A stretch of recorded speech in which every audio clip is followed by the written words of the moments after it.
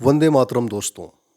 आज हम चर्चा करेंगे कि भारत जैसे 150 करोड़ की आबादी में नोबेल पुरस्कार विजेता इतने कम क्यों हैं।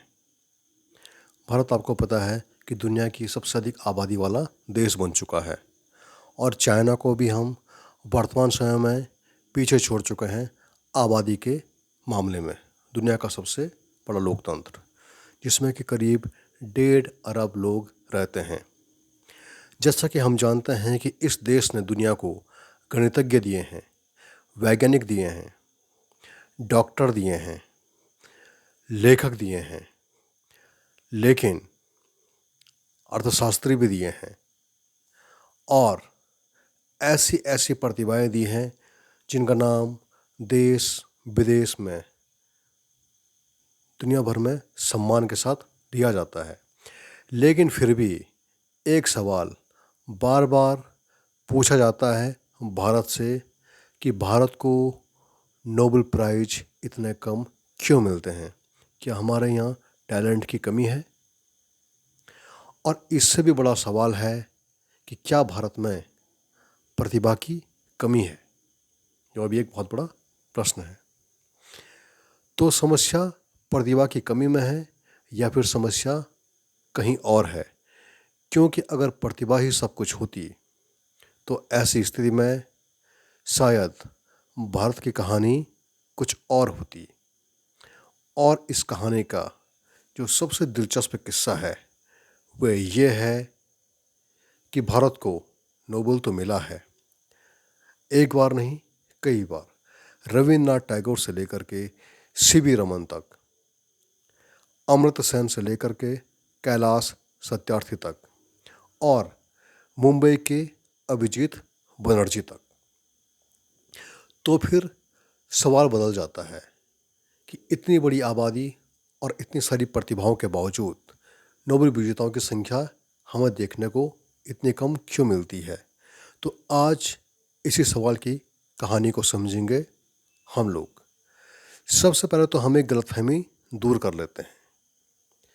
यह कहना है कि आज तक किसी भी भारतीय को नोबेल प्राइज़ नहीं मिला, नोबेल पुरस्कार नहीं मिला, यह तथ्य, यह बात बिल्कुल गलत है। वर्ष 1913 में रविन्द्रनाथ टैगोर को गीतांजलि के लिए लिटरेचर का नोबेल प्राइज़ मिला था। वर्ष 1930 में चंद्रशेखर वेंकट रमन अर्थात सीवी रमन को फिजिक्स का नोबेल प्राइज़ मिला था। वर्ष 1998 में भारत के अमर्त्य सेन को इकोनॉमिक्स में नोबेल पुरस्कार मिला था। फिर आगे आते हैं हम वर्ष 2009 में वेंकट रमन रामकृष्णन को नोबेल प्राइज़ मिला था। किस क्षेत्र में? केमिस्ट्री के क्षेत्र में। 2014 में कैलाश सत्यार्थी को नोबेल प्राइज़ मिला था और वर्ष 2019 में ही मुंबई में जन्मे अभिजीत बनर्जी को भी इकोनॉमिक्स का नोबेल प्राइज़ मिला था। तो भारत के पास बहुत सारे नोबेल पुरस्कार विजेता हैं जिसको कि हम नोबेल लॉरेटीज भी कहते हैं। लेकिन जो भारत की जो पॉपुलेशन है उसकी साइंटिफिक लिटरेसी और इंटेलेक्चुअल पोटेंशियल को देखते हुए यह संख्या कम देखने को जरूर लगती है, यह संख्या कम दिखाई देती है और यहीं से शुरू होती है हमारी असली कहानी। इसके अलावा एक और चीज़ को समझना ज़रूरी है कि नोबेल प्राइज़ कोई ऐसा एग्ज़ाम नहीं है, वो ग्रुप सी का एग्ज़ाम नहीं है, वो एसएससी का एग्ज़ाम नहीं है, यूपीएससी का एग्ज़ाम नहीं है जिसमें कि हम अपना कैंडिडेट भेजते हैं और वह पेपर लिख कर के आएगा और मेडल जीत जाएगा। ये एक कंपटीशन नहीं है कि जिस देश के सबसे ज़्यादा साइंटिस्ट हैं उस देश को ही नोबेल पुरस्कार मिलेगा। वास्तव में जो नोबेल की सिलेक्शन एक लंबी और एक विशेषज्ञ आधारित प्रक्रिया होती है जो अलग अलग क्षेत्रों में नॉमिनेशन के माध्यम से आती है। नोबेल कमेटी कैंडिडेट की जांच करती है और फिर एक्सपर्ट की मदद से उनके काम का होता है मूल्यांकन और अंत में संबंधित प्राइज अवार्डिंग इंस्टीट्यूशन विनर का चयन करती है। नोबेल पुरस्कार जो शुरू हुआ है वो अल्फ्रेड नोबेल की वसीयत से शुरू हुआ है और जो अल्फ्रेड नोबेल हैं उनकी इच्छा थी कि पुरस्कार उन लोगों के काम को मिले जिन्होंने मानवता को बहुत बड़ा लाभ पहुंचाया हो। अर्थात हम यदि केवल साइंस के फील्ड में कुछ ऐसा काम कर लें कि जो एक रिसर्च हो तो हमें नोबेल नहीं मिलेगा। नोबेल एक ऐसी रिसर्च को मिलेगा जिसने मानवता को एक बहुत बड़ा लाभ पहुंचाया हो। इसका मतलब सिर्फ एक अच्छा साइंटिस्ट होना ही काफ़ी नहीं है नोबेल पुरस्कार के लिए, बल्कि आपका काम इतना महत्वपूर्ण हो कि उसका प्रभाव पूरी दुनिया के ज्ञान विज्ञान पर पड़े या वह मानव के जीवन पर एक व्यापक और असाधारण प्रभाव डालता हो। आपकी खोज, आपका रिसर्च, आपका निष्कर्ष। और यहीं पर हमारे प्यारे भारत की कहानी थोड़ी सी जटिल हो जाती है। अब सोचिए आप, अगर आपके पास या हमारे पास एक बहुत प्रतिभाशाली बालक है और वह फिजिक्स के क्षेत्र में बहुत अधिक एक्सपर्ट है, फिजिक्स के क्षेत्र में एकदम कमाल है, लेकिन उसके पास अगर अच्छी लेबोरेटरी नहीं है, उसे वर्ल्ड क्लास के संसाधन, इक्विपमेंट नहीं मिल पाते हैं, उसके रिसर्च प्रोजेक्ट के लिए पर्याप्त फंडिंग नहीं हो पाती है, उसे इंटरनेशनल रिसर्च नेटवर्क नहीं मिलता है, और सबसे बड़ी बात, उसे एक ऐसी रिसर्च करने के लिए सालों तक लगातार सपोर्ट या सपोर्ट टीम नहीं मिलती है, तो क्या केवल फिजिक्स के नॉलेज के बल पर, अपने टैलेंट के बल पर क्या वह दुनिया की सबसे बड़ी साइंटिफिक डिस्कवरी कर पाएगा? शायद ऐसा नहीं हो सकता है, क्योंकि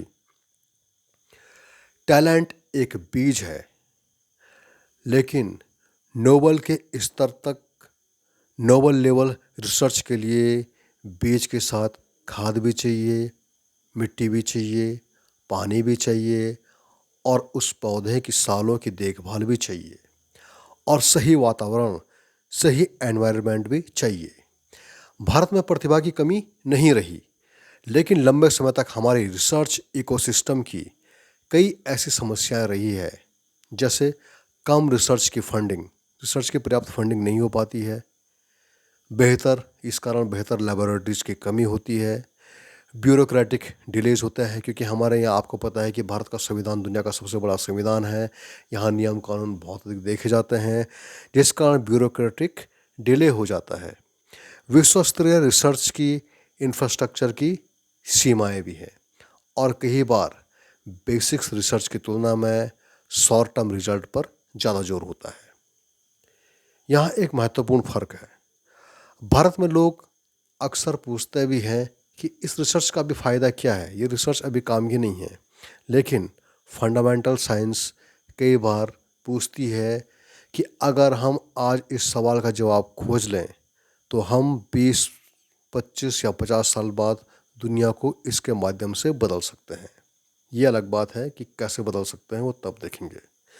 नोबल लेवल शोध डिस्कवरीज अक्सर इसी तरह की लंबी सोच से निकलती है कि जो अभी हम आज सोच रहे हैं, जो अभी शोध कर रहे हैं, जो हम खोज कर रहे हैं, वो आगे डालकर क्या प्रभाव डालेगी। अब हम चलते हैं वर्ष 1930 में। एक भारतीय वैज्ञानिक थे, सीवी रमन। उन्होंने क्या किया, प्रकाश का जो बिखराव, प्रकाश का जो स्कैटरिंग है, उस पर काम किया, उस पर रिसर्च किया, उसका अध्ययन की, और उसने फिजिक्स के क्षेत्र में प्रकाश के संदर्भ में एक नई समझ पैदा की। स्पेस की, अंतरिक्ष की, यूनिवर्सिटीज की, स्टार्स की कई सारी गुत्थियों को, सन की कई सारी गुत्थियों को इसने सुलझाया, प्रकाश का स्कैटरिंग इफेक्ट। और इसी शोध, इसी खोज के लिए वर्ष 1930 में उन्हें नोबेल का फिजिक्स प्राइज मिला। ये कहानी हमें एक बहुत महत्वपूर्ण बात बताती है कि भारत में वर्ल्ड क्लास साइंस, शोध, रिसर्च करना असंभव नहीं है। लेकिन सीवी रमन की जो कहानी है वो केवल एक जीनियस साइंटिस्ट की कहानी हमारी जुबानी नहीं है, क्योंकि किसी भी, जैसे कि मैंने आपको अभी बताया, जैसे कि अभी हमने चर्चा की, किसी वैज्ञानिक की महानता केवल उसके दिमाग में नहीं होती है, उसके पीछे पूरे के पूरे संस्थान होते हैं, सहयोगी होते हैं, स्टूडेंट्स होते हैं, सोसाइटी होती है, प्रयोगशालाएं होती है, लेबोरेटरीज होती हैं। ये सब के सब उसके पीछे काम करते हैं, और वर्षों तक लगातार काम करने का एक मौका, एक अवसर भी होता है। यानी कि सवाल ये नहीं है कि भारत में सीवी रमन पैदा क्यों नहीं हो रहे हैं।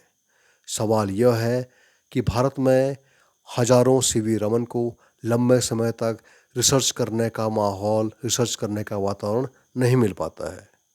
और हमारे सामने हमें इस प्रश्न का उत्तर भी देना है कि सीवी रमन को लंबे समय तक रिसर्च का वातावरण, एनवायरनमेंट किस आधार पर, किस तरह से मुहैया कराया जाए। जब हम इस प्रश्न का उत्तर खोजेंगे तभी जाकर हमारे यहाँ नोबेल लॉरेटीज पैदा हो सकती हैं। अब कहानी का एक महत्वपूर्ण चैप्टर आता है ब्रेन ड्रेन, अर्थात पहले धन का प्रवाह हुआ करता था जब भारत गुलाम था। वर्तमान समय में दिमाग, विचारधारा का प्रवाह हो रहा है किस ओर, विकसित देशों की ओर। मतलब जो प्रतिभाएं हैं वह अक्सर क्या हो रही हैं, भारत में तो पैदा हो रही हैं, लेकिन हायर एजुकेशन के लिए, रिसर्च के लिए, खोज के लिए, शोध के लिए जा रही है विदेश। इसे कहते हैं ब्रेन ड्रेन।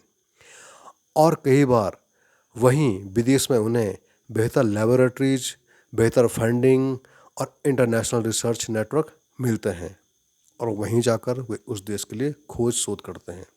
जैसे कि हमारे सामने उदाहरण है अभिजीत बनर्जी। जन्म तो हुआ उनका मुंबई में। उन्होंने भारत में university of Kolkata, Jawaharlal Nehru university में पढ़ाई की और उसके बाद चले गए हार्वर्ड अमेरिका, वहाँ पीएचडी की। फिर एमआईटी से प्रोफेसर बने। MIT Massachusetts institute of technology दुनिया की वर्ल्ड क्लास साइंटिस्ट इंस्टीट्यूशन है, जो कि भारत में आईआईटी है। वे भारत में जो आईआईटी हैं वो एमआईटी की नकल है एक प्रकार से। उन्हीं की तर्ज पर, एमआईटी की तर्ज पर हमने आईआईटी को डेवलप किया है। और वर्ष 2019 में अभिजीत बनर्जी को नोबेल का प्राइज मिला है। अब यहाँ पर एक बहुत ही अधिक इंटरेस्टिंग बात है, क्या हम कह सकते हैं कि अभिजीत बनर्जी को नोबेल इसलिए मिला क्योंकि वह भारत से बाहर गए? इसका जवाब हाँ तो हो सकता है, लेकिन यह एक इतना सिंपल प्रश्न नहीं है। उनकी कहानी यह जरूर दिखाती है कि ग्लोबल रिसर्च इकोसिस्टम से जुड़ना कितना महत्वपूर्ण है। आज साइंस किसी भी एक देश की प्रॉपर्टी नहीं है। एक डिस्कवरी का आइडिया भारत से भी आ सकता है, भारत में भी आ सकता है, लेकिन रिसर्च अमेरिका में हो सकता है। उसका कोलैबोरेट सहयोग यूरोप में हो सकता है और एक्सपेरिमेंट दुनिया के किसी भी हिस्से में हो सकता है। इसलिए आज सवाल केवल भारत में टैलेंट है या नहीं का नहीं है। सवाल है कि उस टैलेंट को वर्ल्ड क्लास रिसर्च करने के लिए हम कितना बेहतर वातावरण, एनवायरनमेंट, इकोसिस्टम प्रदान कर पाते हैं। लेकिन हमें यहाँ एक और गलती नहीं करनी चाहिए कि नोबेल प्राइज किसी भी देश की पूरी इंटेलिजेंस का रिपोर्ट कार्ड नहीं है। किसी भी देश के पास नोबेल कम है तो इसका मतलब ये नहीं कि वहाँ साइंस कमज़ोर है, इकोनॉमी कमज़ोर है, वहाँ पर शांति का माहौल कम है। और नोबेल ज़्यादा है इसका मतलब ये भी नहीं कि उस देश की हर साइंटिफिक इंस्टीट्यूट दुनिया की सबसे बेस्ट साइंटिफिक इंस्टीट्यूट है। नोबेल कुछ विशेष कैटेगरीज में एक्स्ट्रा ऑर्डिनरी अचीवमेंट को रिकॉग्नाइज करता है। बिल्कुल सही बात है। और नोबेल प्राइज़ की जो मूल कैटेगरीज है वह है chemistry, physics, medicine, literature, peace. और जैसे कि आपको पता है कि इकोनॉमिक्स का नोबेल प्राइज़ बाद में शुरू किया गया। इसलिए अगर हम भारत की पूरी साइंटिफिक उपलब्धि को, वैज्ञानिक उपलब्धि को केवल नोबेल मेडल्स के बल पर मापेंगे तो तस्वीर हमारे सामने अधूरी होगी। भारत में स्पेस के क्षेत्र में बहुत रिसर्च चल रहा है। ऑटोमिक फील्ड में रिसर्च जारी है, मेडिसिन के फील्ड में रिसर्च जारी है। भारत में बहुत बेहतरीन मैथमेटिशियन भी हैं, इंजीनियरिंग भी है, टेक्नोलॉजी भी है और हज़ारों रिसर्चर लगातार यहाँ पर काम कर रहे हैं। लेकिन नोबेल जैसी पहचान, नोबेल जैसी रिकॉग्निशन के लिए केवल देश की कुल प्रतिभा ही नहीं बल्कि असाधारण और ग्लोबली इन्फ्लुएंशियल एटमॉस्फेयर, इक्विपमेंट भी चाहिए। अगर हम भारत की कहानी को कुछ शब्दों में समेटें तो जवाब यह होगा कि भारत में प्रतिभा की कमी नहीं है, समस्या है लंबे समय तक उस प्रतिभा को एक इकोसिस्टम देना। हमें चाहिए बेहतर यूनिवर्सिटीज़, बेहतर laboratories, world class universities, world class laboratories, long term research, funding, कम ब्यूरोक्रेटिक बाधाएं, अंतर्राष्ट्रीय कोलैबोरेशन और सबसे महत्वपूर्ण अंतर्राष्ट्रीय सहयोग। क्योंकि नोबल लेवल रिसर्च कई बार उस सवाल से शुरू होती है जिसका कि हमें कोई व्यावसायिक फ़ायदा नहीं दिखता है। एक साइंटिस्ट पूछता है ऐसा क्यों होता है, दूसरा पूछता है अगर ऐसा नहीं होता तो क्यों, और तीसरा कहता है चलो इसे एक्सपेरिमेंट करके देखते हैं। यहीं से होती है साइंस शुरू। लेकिन कई बार हमारे जैसे देशों में क्या होता है, एक चौथा कदम पूछा जाता है कि इसका व्यावसायिक फ़ायदा क्या है, तो सामान्यतः इसका उत्तर तत्समय नहीं दिया जा सकता है। इसलिए वो रिसर्च वहीं पर ठप हो जाता है हमारे देश में, या रुक जाता है। अगर भारत आने वाले दशकों में डीप रिसर्च को, साइंटिफिक रिसर्च को सपोर्ट करता है तो नोबेल की संख्या हमारे देश में अपने आप बढ़ सकती है। लेकिन हमारा लक्ष्य केवल नोबेल प्राप्त करना ही नहीं होना चाहिए, बल्कि लक्ष्य होना चाहिए एक ऐसा रिसर्च इकोसिस्टम वातावरण बनाना जहां नोबेल वर्दी काम करने वाले साइंटिस्ट आराम से अच्छे तरीके से पैदा हो सकें। तो अगर अगली बार कोई हमसे प्रश्न करता है कि भारत को नोबेल प्राइज़ क्यों नहीं मिलता, तो हमें यह कहने की ज़रूरत नहीं है कि भारत में टैलेंट नहीं है, बल्कि हमें कहने की ज़रूरत है कि भारत को नोबेल मिला है, कई बार मिला है। जैसे रविन्द्रनाथ टैगोर को मिला है, सीवी रमन को मिला है, अमर्त्य सेन को मिला है, वेंकट रमन को मिला है, कैलाश सत्यार्थी को मिला है, बच्चों के अधिकारों की लड़ाई के लिए जो कि दुनिया के सामने पहचाने गए हैं। अभिजीत बनर्जी को मिला है गरीबी को समझने समझाने के लिए, उससे लड़ने के तरीके पर काम करने के लिए। इसलिए असली सवाल यह है कि भारत के पास नोबेल के लिए काम करने वाले लोगों की संख्या कम क्यों है। क्योंकि शायद नोबेल विनर किसी फॉरेन यूनिवर्सिटी की लेबोरेटरी में नहीं, किसी बड़े शहर की चमचमाती बिल्डिंग में नहीं, बल्कि भारत के किसी एक छोटे से शहर के साधारण के कमरे में भी पैदा हो सकता है, जिसके सामने सी एक टेक्स्ट बुक रखी है। बस केवल उसको वर्ल्ड क्लास रिसर्च फैसिलिटीज मिलनी चाहिए, लॉन्ग टर्म फंडिंग मिलनी चाहिए, और बस हमें ज़रूरत है एक जिज्ञासु बच्चे को सवाल पूछने देने की, उसे रिसर्च करने देने की, उसे सफल होने देने की और उसे असफल भी होने देने की, और उस लगातार सफलता से दुनिया को बदलने का मौका देने की।